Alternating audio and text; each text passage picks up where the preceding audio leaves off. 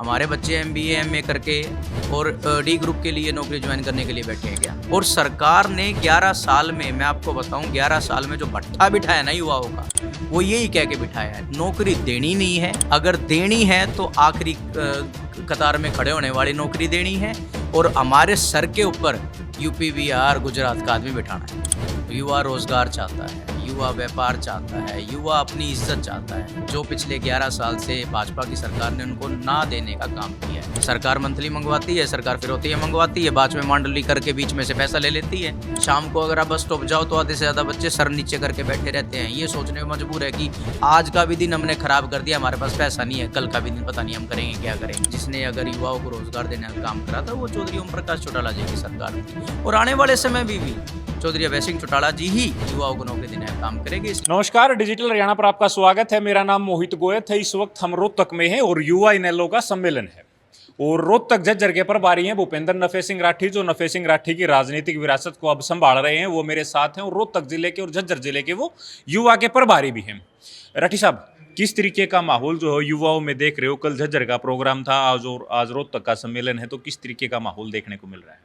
देखिए, माहौल में बहुत बदलाव है। कल झज्जर का प्रोग्राम था और झज्जर के प्रोग्राम में लगभग 80% जो युवाओं की संख्या थी, वो इस बात का प्रमाण है कि युवा जो लगभग पिछले 11 साल से खुद को ठगा महसूस कर रहा था भाजपा सरकार में, उसने अपना नेता चौधरी अभय सिंह चौटाला जी को चुन लिया है और उसी की रीत को आगे बढ़ाते हुए भाई कर्ण सिंह चौटाला जी कल आए थे। बेरी में प्रोग्राम था और आज उनका अगला प्रोग्राम आज रोहतक में है। और रोहतक, जिसको ये कहा जाता था कि ये किसी का गढ़ है, उस गढ़ में सेंध तो खैर पिछले साल ही ताऊ देवीलाल जी के सम्मान दिवस पे हमने लगा दी थी, लेकिन उसको और बढ़ाते हुए आज रोहतक का युवा, जब आप कार्यक्रम में जाओगे, आप ये बात महसूस करोगे कि युवाओं ने अपना मन चौधरी अभय सिंह चौटाला जी को नेता बनाने के लिए बना लिया। युवा किस तरीके की डिमांड जो है, वो समस्या जो है वो रखते हैं? क्योंकि लगातार 11 साल से भारतीय जनता पार्टी सत्ता में है और रोहतक तो गढ़ ही नहीं, हरियाणा की राजनीतिक राजधानी भी, अगर कोई पॉलिटिकल बयान जाता तो रोहतक से जाता। क्या देखिए, युवा की कोई डिमांड नहीं है,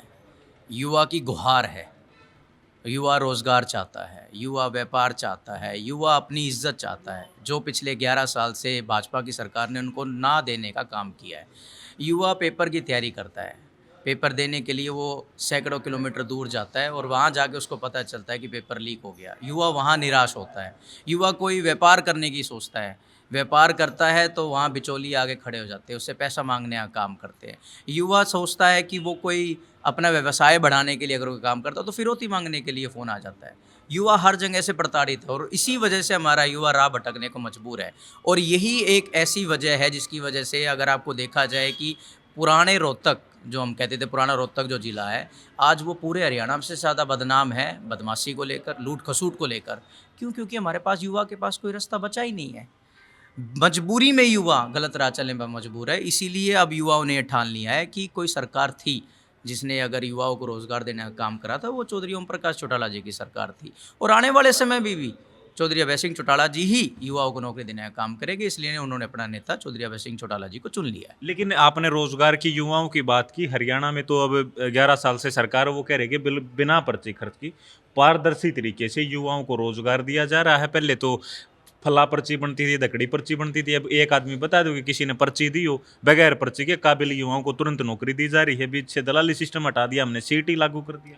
तो अगर दलाली सिस्टम हटा दिया तो फिर नौकरी युवा हरियाणा वाले को कहाँ से मिल रही है? कोई यूपी का लग रहा है, कोई बिहार का लग रहा है, कोई झारखंड का लग रहा है, कोई गुजरात का लग रहा है। हमारे बालक क्या दरबान बनने के लिए ग्रुप डी की नौकरी के लिए खड़े हैं क्या? हमारे बच्चे एमबीए एमए करके और डी ग्रुप के लिए नौकरी ज्वाइन करने के लिए बैठे हैं क्या? क्यों उनको A category, B category, C category में जॉब नहीं मिल रही? और एचपीएससी के चेयरमैन ही अगर अदर स्टेट के होंगे तो वो क्या हरियाणा के बच्चों को नौकरी देने का काम करेंगे? और हरियाणा के बच्चे, जो उन्होंने पर्ची खर्ची का जिक्र करा, मुझे एक बात समझ नहीं आती, भाजपा सरकार पर्ची खर्ची का जिक्र, तो इसमें सरकार की क्या काबिलियत है? पर्ची खर्ची का मतलब है कि उस बच्चे ने अपने दम पे, अपने मेहनत पे पेपर क्लियर कराया है। और पर्ची खर्ची को ये नहीं था कि किसी की भी उठा के दे दी जाती थी। जो बच्चा काबिल होता था, जिसके पास सोर्स ऑफ इनकम नहीं होती थी आगे पढ़ने के लिए, या जिसके पास कोई ऐसा तरीका नहीं होता था कि भाई वो जाके सरकार को डायरेक्ट अप्रोच कर सके, तो वो किसी ना किसी वर्कर के थ्रू जाके अपने नेताओं को कहता था कि जी मेरा ब्योत नहीं है कि मैं और पैसा खर्च करूं अपनी पढ़ाई के लिए, अगर सरकार मेरी इस पढ़ाई को देखते हुए मेरे को आगे नौकरी लगा देगी तो उसमें सरकार का भी फ़ायदा होगा। और वो काम हर सरकार करती थी। ये तो पर्ची खर्ची का नारा देकर ये कहना चाह रहे हैं कि सरकार ने अपना योगदान दिया, उसमें सरकार का योगदान क्या है? उसमें तो उस बच्चे की काबिलियत है जो बिना किसी प्रेशर के नौकरी लग रहा है। और सरकार ने 11 साल में, मैं आपको बताऊं, 11 साल में जो भट्ठा बिठाया ना युवाओं का, वो यही कह के बिठाया है नौकरी देनी नहीं है, अगर देनी है तो आखिरी कतार में खड़े होने वाली नौकरी देनी है, और हमारे सर के ऊपर यूपी बिहार गुजरात का आदमी बिठाना है। इसके पीछे क्या मंशा लगती है? आप जैसे कह रहे हो कि बाहरियों को हरियाणा में रोजगार दिया जा रहा है, एचपीएससी के चेयरमैन हरियाणा से बाहर के हैं, क्या मंशा लगती है यहाँ सरकार की, क्यों ऐसा किया होगा? हरियाणा के युवा को बर्बाद करना है।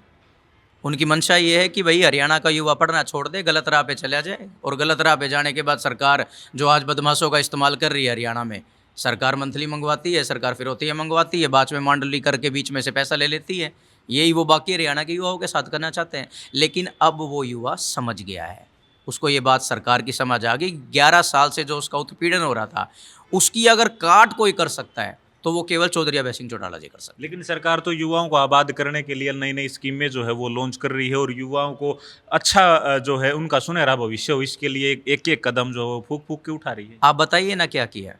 कहाँ ऐसी कोई यूनिवर्सिटी बनाई है जो युवाओं के लिए सहूलियत प्रदान करे? कहाँ ऐसी कोई स्किल डेवलपमेंट के लिए काम करा है जो युवाओं को फ़ायदा करे? कोई एक काम तो बताए सरकार कि हाँ हमने यूथ के लिए, यूथ एम्पावरमेंट के लिए ये कुछ किया है। कहने से युवा इंडिया, युवा भारत नहीं बनेगा। युवाओं को रोज़गार दोगे, आप देखो सड़कों पे निकलो, हज़ारों की संख्या में बेरोज़गार बच्चे बाहर घूम रहे हैं, जिनके पास कोई रोज़गार नहीं है। शाम को अगर आप बस स्टॉप जाओ तो आधे से ज़्यादा बच्चे सर नीचे करके बैठे रहते हैं। ये सोचने में मजबूर है कि आज का भी दिन हमने ख़राब कर दिया, हमारे पास पैसा नहीं है, कल का भी दिन पता नहीं हम करेंगे क्या करेंगे। युवा के पास कोई चारा नहीं है मायूसी के अलावा, और मायूसी ख़त्म करने के लिए ही आदरणीय अभय सिंह चौटाला जी ने भाई करण सिंह चौटाला की ये जिम्मेवारी लगाई है कि आप ना केवल 22 के 22 जिलों में जाओ, बल्कि आने वाले समय में 90 के 90 हलकों में जाकर हर उस युवा को ये आपने एहसास दिलाना है कि जो चौधरी ओम प्रकाश चौटाला जी की सरकार के समय पे उन्होंने नौकरी देने का काम किया था, यही वो आने वाले समय पे दोबारा इनेलो की सरकार बनने पर नौकरी देने का काम करेंगे। ठीक है। तो युवा के प्रभारी थे भूपेंद्र नफे सिंह राठी, जो नफे सिंह राठी की राजनीतिक विरासत को आगे बढ़ा रहे हैं। एक एक सवाल का बड़ी बेबाकी से जवाब दिया है। रोहतक झज्जर के ये प्रभारी भी हैं, तो ये खुद जो है वो इनकी जिम्मेवारी यहाँ पर लगी हुई है। तो करण चौटाला लगातार एक एक जिले में जाके वो युवाओं से मिल रहे हैं। हर सवाल का जवाब आपने सुना है। आप इसके बारे में क्या सोचते हैं वो हमें कमेंट बॉक्स में ज़रूर लिखें। शुक्रिया।